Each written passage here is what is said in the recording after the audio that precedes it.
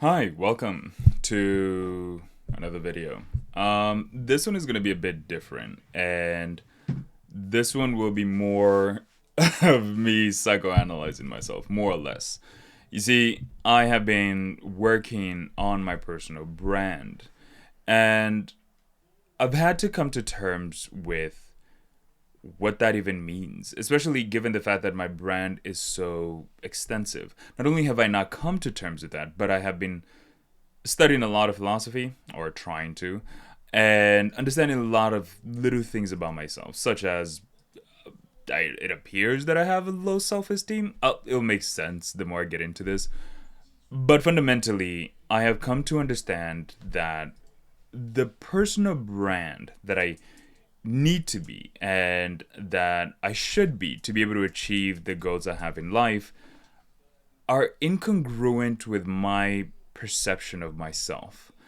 I don't think of myself as the person who's the brand who's going to do those things. And that creates dissonance within my thought process and dissonance within how I create. Fundamentally, part of why I haven't made a video for, I guess, a week or so is because I don't know how to talk about it. I don't know how to explain it. I don't know how to describe it. Here's what I mean. You see, my goal in life started off with terraforming the Sahara Desert, and eventually, I started thinking about that at 17. And the more that I've been thinking about it, the more that I worked on it since 17, the better I became at being able to understand that I need to explain it better. Why terraform the desert? Why does that even matter? Most people don't even care about that because it doesn't relate to them. And so over the years, I had to figure out how to explain this in a way that makes it relatable to others. This is why I introduced the concept called automating the production and distribution of basic needs. And a lot of these were tied to my company. And so my companies were the expression of pursuit of these goals. But given that I'm not working actively for those companies, I am working actively for my own brand. I have to understand what am I? What is my brand? Who am I? And who am I in relations to a public audience that can understand that this guy has these goals and wants to achieve these? And that's part of what I've been trying to figure out. And a part of it is also a subtle evasion to the true understanding of what it even means to be the person who is going to terraform the Sahara Desert. And for those who don't know how I even got to that idea, I'm gonna I'm gonna save you a long, detailed story. But fundamentally, there's some things that exist in just our reality as it's written. You see, the way modern history is written, it's written from a Western perspective. And what I mean by that is that if you look throughout history, a lot of the things that you read about black people and Africans are fundamentally them subservient to other civilizations. Very little is actually mentioned about Africans, dark skins, such as myself. You can tell this because if you read any great men of history, any great philosophers, most of them are European. And I'm not. And here's the thing about even that statement that I have to presuppose and come out and say, oh, I don't mean like in a racist way, or like I don't want to turn it into a whole politically correct way. I'm just gonna talk. And if you get offended, I'm sorry. It's not my intention to offend you. I just have to psychoanalyze myself and what I've been studying and what I've been reading and what that even actually means for myself and my vision and my future. And so part of it is that, yes, modern history, a lot of it is written from the Western perspective, and a lot of it is filled with Western white people. That's just a fundamental truth. And let me also preface this. There is subconsciously a part of me that feels that a sense of inadequacy because I don't see a lot of people who look like me in history doing great things. Now you're probably thinking, okay, well, they mention Egypt, they mention Carthage, they mention these pockets of history where black people, or Africans for that matter, played a small role or a big role in in how some of those civilizations played out, right? For example, Rome and Carthage, right? And even Julius Caesar and Egypt. But most of it is written from the perspective of the winners. And that's okay. I think fundamentally that given that black people, given that Africans did end up losing, and that's why we are in the same position that we've always been, which is subservient to other civilizations, it is okay for us to accept that and to move on from it. There's one concept that I think my character and my brand was born out of, and I looked around when I was 17 and I realized that A, there's not a lot of black icons who represent an ideal, an idea that is grander than themselves that can unite black people around. The ones who you can actually reference that back to are dead, and a lot of them do die. And I think a self preservation algorithm within me is probably protecting me from ever coming out and even like representing such ideas. For to represent such ideas would mean to eventually unite black people. Is that even something black people want? Is that even something that they would even be in line with? Africa is so diverse, has so many cultures, so much history, so much tribal wars, and there's so many things that even the concept of a united Africa, let alone a united concept of united black people worldwide, is almost unfeasible, almost a dream. And I actually experienced this when I went to college for my freshman year. I said, hey, I wanted to unite Africa. And at the time, it was about uniting Africa. And I've evolved and I've kind of explained why. Now it's more of a humanist perspective. One of the things about it that I'm really focused on right now is a vision in which Africa is the capital city of Earth. And that would mean that the rest of Earth is a country. But even to get to that concept itself would mean that I'd have to explain so much. And thus, this video. Hopefully I'll get to it. If I forget, we'll leave it in the comment section below and maybe I'll get to it in the next video.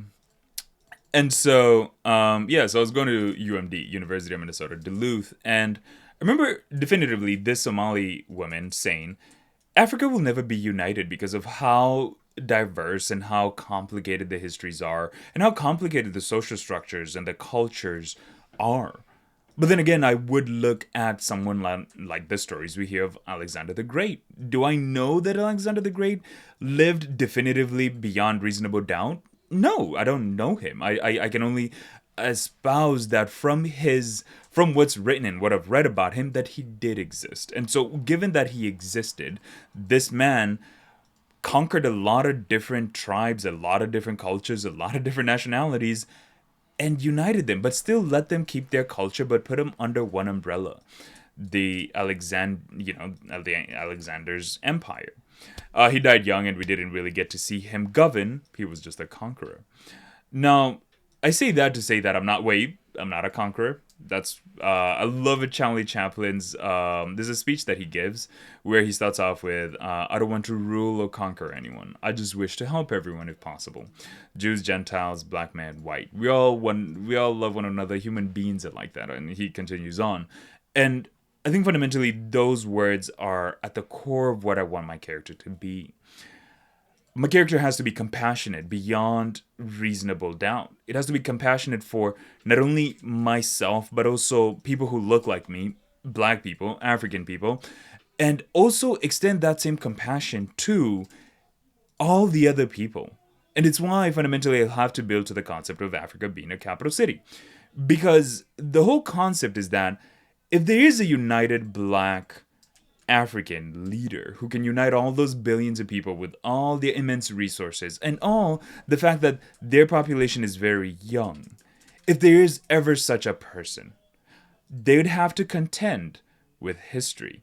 And what I mean by that is that the history of the people he rules over have to contend with the fact that they have been subjugated for thousands of years. And how do you even contend with that? How do you give people who have been subjugated, put down, colonized, enslaved in the masses, have millions of them massacred, right? About 16 million people died in just the Congo during the colonization of the Congo with the Belgians. How does such a leader tell his people who might want vengeance not to follow that, not to chase that? The leader has to be compassionate beyond reasonable doubt. Not only that, but also be able to articulate that compassion to the people he leads. For he has to show them that the past is just that. It's just the past. And as much as we are rooted within it in how the consequences of the past have led us to being where we are, listen to the language I'm using to talk to you. Look at the place where I'm talking to you from. Such a privileged perspective in which I'm speaking a foreign language, of which the people who gave me this language are the ones who also colonized me. Think about the religion that most people in Africa worship. Their religions are the people who colonized them. And for those reasons, right, this leader would have to contend with that and be able to help hit the people he leads to understand that maybe vengeance isn't the way. I mean, isn't that at the end of it what Hitler tried to do in the Second World War? Was to go after everybody who had wronged Germany in World War One?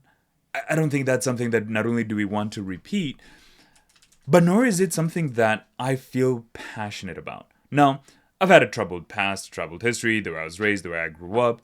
Fundamentally, there is a lot of anger within me, and probably it's anger that isn't specified and isn't directed to anything and anyone specifically, but this anger in the wrong environments, in the wrong thought processes, and in the wrong philosophy can be used for the wrong thing. Let's presuppose that I could ever be a man who could unite Africans, and I was still angry about how history played out. Wouldn't it make sense that I should kick out every other person who's not dark skinned from Africa? Right? I mean, if you look at Egypt, it's majority of it's not dark skinned people. And so look at South Africa. How would I even contend with that scenario, right? Would it be justified?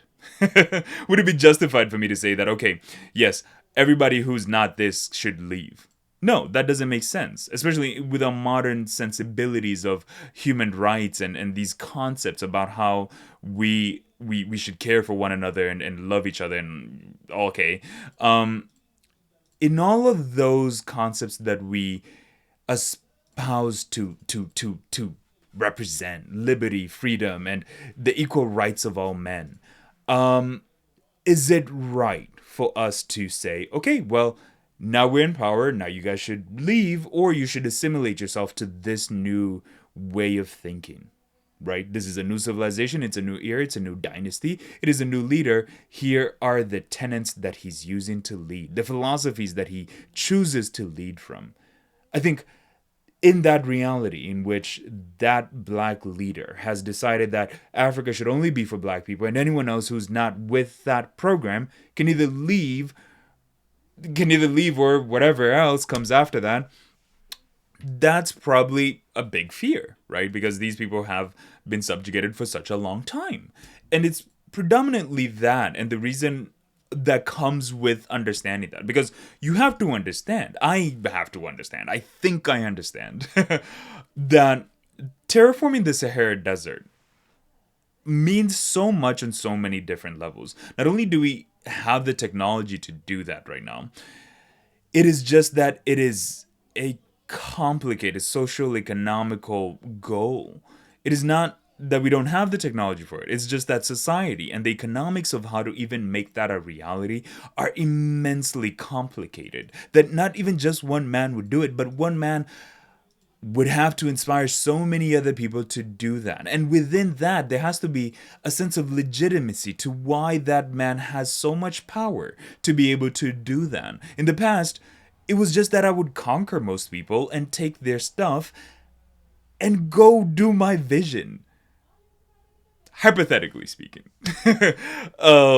Now, the modern day is a bit different, right? I think that you don't just raise an army and go conquer people and take their land and put your will and your vision upon them, and they have to agree with it, right? This is, I think, where Thomas Hobbes, for example, or there's another guy, I forgot his name, but Thomas Hobbes introduced the concept called the social contract. The social contract is pretty much at the core of what most countries are. It is a contract between the state, the government, the abstract concept of a government, with its people, which says that you will give up some of these rights and we as the government will rule and do all these things to help you have a better life. And I think fundamentally the way that even I have to go about terraforming the Sahara Desert and automating the production and distribution of basic needs is fundamentally has to be born out of a social contract between me and everyone else, that this is something we want, right? And there's even another level to this in which I do think about it, and I'm like, well, do I even want to do that? Do I want to put myself in a position where I could die because of various reasons? And what if I do die, right? What if I do die, I go out there and I get hit by a car? Or, God forbid, I get sick and I just die. What happens to this vision? Is this a vision even that should exist? Should Africa and the northern part of it be terraformed? Now, for the smart people in the background who took environmental science, they're probably thinking and saying, hey, terraforming the whole of the Sahara Desert is going to have adverse effects to the climate because the winds that blow across the Sahara Desert take the sand and then they put it in the Amazon, and then the Amazon grows, and then the trees. The Amazon is the lungs of the planet, and I think if you terraform the northern part of the Sahara Desert, then it's going to ruin the Amazon. Okay, it's going to ruin the Amazon, the place that the hundreds and thousands of trees have been cut. What are you doing about that? And part of it is that even like studying this for like almost 10 years, I've come to realize that yes, I mean that's a hypothetical scenario, but I think the goal of being able to unite not only black people but African people and give them a future which they can look forward to, in which they are empowered enough to be able to even terraform a Sahara Desert, is already complicated enough. And so, yes, I do understand that it can have adverse effects over the climate of the planet, but I mean, we're doing a pretty good job already of ruining the climate of the planet and cutting down trees. Is me saying that we're going to grow some extra trees in a desert somewhere where most people don't care about, isn't that going to help a little bit? And even then, I'm not an environmental scientist, and part of it is that I understand that I'd have to work with a lot of environmental scientists to be able to make this even a reality. Now, even within that rant itself lies a simple concept that I do even want to bring up to the surface. For if there does exist a single person who can unite Africa and Africans and black people, he'd have to give them a vision to look forward to. It is the only way, or one of the only ways I've thought about, thinking about this for some time, that you can get people away from looking at the past and seeking vengeance. You have to be able to give them a future in which they can be able to look forward to and be inspired by. Inspired enough to look past the past transgressions, right? Colonialism did affect Africans and continues to affect Africans significantly. It is because of even colonization that a lot of the things that I also kind of question are things that I don't think I'm wrong for questioning. Like, why do a lot of us worship religions that were used to colonize us?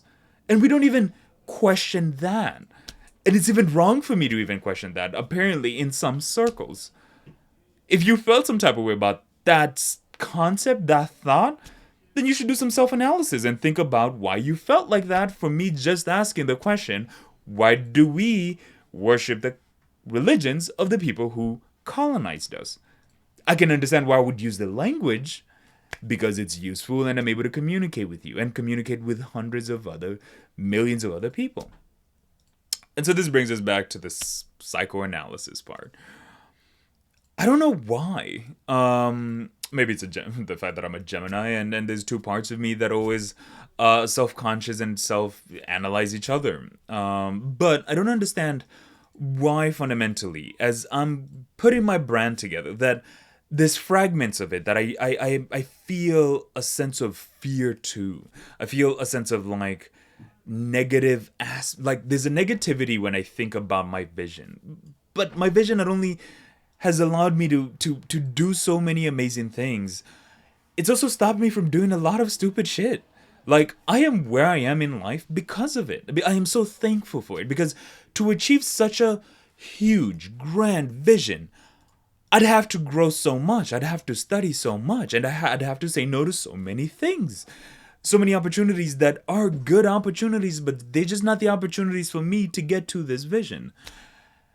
And because of that, I sit and I think and I sit and I wonder why. I wonder, why do I feel like this, first of all, and why am I do I have this propensity towards negative negatively thinking about even this vision and even what this vision could mean. Isn't it a hopeful vision? Why do I not feel like it's a good thing for me? Like, it's a good thing, yes. It will help a lot of people. It's a good thing because it's helped me so far. But why do I feel like if I follow it, will I die? Will I cease to exist? I read a lot of books, and part of those books are, for example, I've been reading a lot about Buddhism, right? And Buddhism, as many religions espouse, people should be very, like, compassionate to one another, very warm and very thankful and very, like, very, very, like, sweet and loving. And I want to be that. I want to be a compassionate leader, a leader who inspires with love and care for other people. Because if I end up being a leader who is not that, the consequences of that could be terrible. Here's a good example of this. My parents are Christians, and they're Seventh Day Adventists, and most of our family is. And I was raised as a Seventh Day Adventist. But I'm not that. And I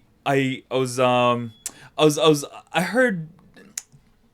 Okay, this week there's something in the church called Youth Sabbath, and my little brother invited me to go to it, right? And I was not only offended by that question, but I was also angry at it. I'm angry at the concept of going to a place to worship Jesus, a white Jew, a Jew for that matter, who comes from the Middle East, as if I and my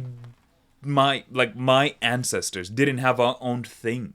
Not only is it that we didn't have our own thing and we don't know what our own thing was, that I should there's just so much emotions into that I as I said, this video is a psychoanalysis of myself. And in that psychoanalysis, I do recognize that there is a little bit of anger to that concept of, like, oh yeah, I should go, like clap and sing for this religion. It doesn't come from a bad place. Like, my brother didn't ask me to go there from a bad place. And the people who worship these religions don't come to them for a bad place. They just don't know any better. It is what they were told by their ancestors and the other people who they respect. And as they were growing up, it was what was traditional. I don't know why I felt out of that. I don't know why I questioned enough to be able to be like, well, I mean, them Hindus seem like they're doing some. Them Confucius niggas seem like they're doing them some. Them Buddhists seem like they aren't some. Maybe I should check it out. Maybe I should see what that's about. And even if you had to ask me spiritually, what am I and what do I follow? I'd say I believe in God, but I don't believe in an ancient African religion. I don't even know what that could be, and nor do I not know what that could be. I don't even know how I could learn about it. And even if I could learn about it, I don't even know if that's something that I would believe in, if it would resonate with me, right? Because not only do I live in modern day, I have only existed, as I've come to understand myself, in the concepts of the Western way of thinking. And so I don't know that if I would connect to the ancient African, Kenyan, Kisi traditions and the religions they came up with. And thus, because of the Herculean task of trying to figure that out for myself, and even at the end of it, the probable thing that I wouldn't even end up believing in it, I decided, hey man, I'm just gonna find something that I can believe in that can help me want to be a better person. What is the point of this video? As I said, it's psychoanalysis, and it's me kind of looking at myself and being like, hey, to be or not to be. Am I going to be, like, the concept is like, why is my brand so complicated? Why am I so complicated? Why can't I just choose something simple? I was talking to one of my friends, and she said I should try like bodybuilding competitions because that's something that I could do. And she makes a joke about it in the sense that you always choose the hardest path. I maybe I don't like in my head. I don't think I have another choice because for me to go be a bodybuilder and compete, I just don't think that would be something that I would gain true purpose through. In comparison to terraforming the Sahara Desert, me going to bodybuilding competitions would be, I wouldn't want to say mediocre, but it would be such a step down from that. And not only have I spent 10 years trying to get to this point, all those 10 years and all the sacrifices I made to this to the altar of the goal of terraforming the Sahara Desert and the social, economical, and political state that the world has to exist within, for even that to be a possibility and a reality.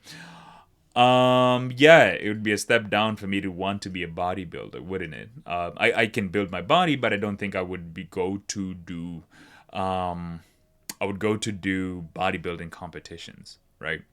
And if you actually even like notice, these are thoughts and concepts that a part of me was afraid of sharing. I don't know why, and I don't even know if I'll keep sharing these thoughts. I could also change my thoughts. I'm studying enough. I'm growing. I'm still understanding more about the world. But fundamentally, I do want to represent one concept, and the concept is that I want to be somebody who can champion an idea of a united Earth, and as Africa is its capital city, in which we can invite other, like if I was to be the one single leader, if I mean that's a big if, the path from here to there, very complicated. But if I was to ever be that, it would be that I'd want to invite people from all over the world, our ex-colonizers and our new colonizers. Jesus Christ, I'm joking. Shout out to China. um, and you know, but even that, like, you know, the Chinese, I think they have their own place in which they can help Africa. But the thing that is missing is Africans being able to decide for themselves what their future is. And is there even a single vision of what Africa is? I've heard the concepts of maybe I should go and, you know, seek a career in the African Union and then actually gain political power and try to do it that way. I don't like political power. Sure as hell, the whole quote from Charlie Chaplin that I talked about earlier, I don't want to rule or conquer anyone. I really don't. I don't want to rule anyone. I I spend a lot more time now with agents and AI, and I have a deep and passionate love for just creating, for the sake of creating. Because what is music? What is painting other than the innate human need for self expression through our creations? And thus, in that regard, that's what I want to do. And for me, creating a future in which we have terraformed the Sahara Desert, automated the production and distribution of basic needs, is not only a future that gives me a lot of hope, puts depression at bay, because I would be entirely depressed, probably a drug dealer. I'd probably want to play with balls, like sports. Not like that, but the whole point is like I would go play sports and be an entertainer, because that's probably the only other like avenues of success and fame that I, as a black man, are like, it's the paths that have been charted out for me, the ones that I can see a lot of other black men going down. And I would, if I was smart, go down those paths, because not only have they been laid out, they are a lot more concrete and a lot more feasible and attainable for me to be a basketball player or a bodybuilder or a martial artist or an entertainer, a movie star, an actor. Any of those are more feasible than me coming out and saying, I need to terraform the Sahara Desert. Because terraforming the Sahara Desert is not only something that not a lot of people have ever done. Who has ever done that in modern or ancient history? Here's my theory. The Sahara Desert was green, and that's how they built the pyramids. But do I have anything that I can read and study to be able to prove that? No, it's just a feeling.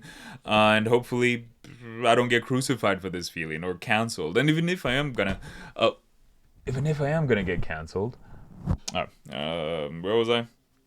The camera cut.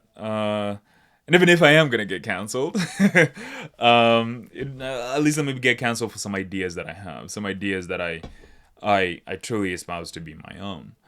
I guess this has gone on long enough, right? So how would I even end a video like this? Well, I have my notes here. So in these notes, I talked about psychoanalysis. Why? What is this relationship I have with this brand? Do I even want to be this person? I don't think I want to be that person. That's what I've come down to. And that's kind of where the challenge really lies. I don't want to be a singular person who represents an idea of a united Africa and terraforming the Sahara Desert. I can be a champion of it. I can be like a speaker of it, a spokesperson of it, but I don't want to be holistically the person who achieves that or who's working actively to that. I am working actively to that, and I make enormous amounts of sacrifices to that goal. But I don't want to be solely the only person who's getting there. I think it can be a shared dream, the same way that America is a shared dream. It's a shared concept that people have about this land, and over time, for the past 400 plus years, or yeah, about 400 years, they've been saying the same story. We're Americans, and here's the history that we've had, and here's who we are in the national stage. And I think Africa does need to have that. Is the African Union the way to go about that? I'm not entirely sure. You can let me know in the comment section below, or let me know somehow. But I don't think that is truly what I want to be. I don't. I. The other reason is also because I need to detach myself, the meat sack, human, Princeps polycap, who's sitting in front of you and communicating these concepts, away from the vision of it. Because Princeps polycap can die. He can be shot. He can get sick. He can change his mind and not want to do this anymore and actually choose to be a bodybuilder and go into bodybuilding competition and pursue that as a life. Can you imagine? Yeah, and so in that regard, would me, Princeps Polycap, want this idea of a future where we've automated the production and distribution of basic needs while terraforming the Sahara Desert to reduce global warming and CO2 emissions and also create new places for the next billions of people to live? Would I want that vision not to be accomplished if with me or without me? Yes, I'd want it to be accomplished because it's a world that is better. Fundamentally, I hope, I think. That's what I choose to believe. I choose to believe that a world where we've automated the production and distribution of basic needs is a better world than the current world we live in. I choose to believe that if we terraform even parts of the Sahara Desert, not only does it give us land for new people to live in, but it can also start reversing global warming. What about the Amazon? We don't have to terraform the whole Sahara Desert. We can just leave parts of it. And, if you're an environmental scientist, maybe do some math and let me know what you think about this and how we could get to it. Because I'm not going to figure out everything. I'm building some AIs that can help me figure out everything and help me work on this vision and this concept. But the fundamental thing I have come to understand is that I don't want this to die just with me. I don't want to be... I want to represent these ideas, and I will keep pushing them forward, and I will keep working on them in my small section of the universe, in my small mind. And as I keep learning and growing in my ability and in my influence and in my capabilities, as I amass enough resources to be able to even make this a reality, I still want to stay true to a core simple vision, a united humanity, if that's even possible. A united humanity in which we don't fight over imaginary boxes on a piece of land that is going around the sun, right? We're just on a rock going around a fireball for eternity. Well, not eternity, for billions of years, for all that we're concerned, for eternity, because we're not going to live for billions of years, me or you, so we might as well think it's eternity. And as we revolve around this fireball in space, why fight over a small rock? Why fight over pieces of a small rock that we drew lines in a sand? I always kind of think about it. It's interesting. We fight over these small imaginary boxes that we drew in the sand that will eventually be washed away with the waves of time. Because 1,000 years from now, some of the quabbles that we have, some of the things that we think are so impactful and influential, and all these this country versus this country, it might not even matter. With the singularity approaching, and for those who don't know what that is, comment below so I can make a video about it. But for those who don't know, like, it might not even matter eventually. So, in that regard, thank you for watching. Thank you for being here. I will end this video here. Me and my little brother. Forgot to mention. We're working on a challenge for the next 3 months. This is our 12th week. So 3 months has 12 weeks, and this is our first week of the 12 months. 3 months, 12 weeks. We're doing a challenge. We're gonna make $100,000 in 3 months. He's gonna do e-commerce. I'm gonna do whatever I usually do to make $100,000. Not selling drugs, kids. Stay away from those. But selling AI. Hey, if you are looking for some AI, I can definitely be your dealer. And so we're gonna, our challenge is to make $100,000 in 3 months. And so because of that challenge, we are not only studying and learning how to do that. Follow his channel; he's doing a lot of cool things for that. And also, I'm working on agents and AIs that can help us get there. A lot of these AIs will automate a lot of things like blog posts, and probably what I'll end up doing is like a service business with it, where I can provide people services to have agents execute tasks like blog post writing, content creation, and even research and a bunch of other things, because these agents can work together to be able to accomplish tasks that you give them. I'm designing and building it. Maybe I'll make even a TikTok of day 1 of doing this. It'd probably be day 7 of doing this or whatever. But all that being said, you want to say something? Keep going. All that being said, stay tuned for more content on that. I think I will do things more like this, like no script, just. But see, the thing is, I can't make videos like this because, well, I can, but we'll see, right? Watch the next video and see if I continue to do things like this. If you like it, let me know in the comment section below. If you don't like it, then, well, I guess let me know in the section below. I'm not going to tell you to subscribe because I'm not degenerate and I don't... Jesus Christ. I'm not going to hoe myself like that. You can do whatever you like. Thank you for making this far in the video. Have a good one. Stay healthy. Don't forget to drink water, get enough sleep, and go to the gym because it's important. Both mentally gym, like go read books, and also physical gym so you can take care of your body, so you can be here long enough to be able to live in a world where I've terraformed the Sahara Desert and automated the means of production. With that being said, thank you so much for being here and have a good one.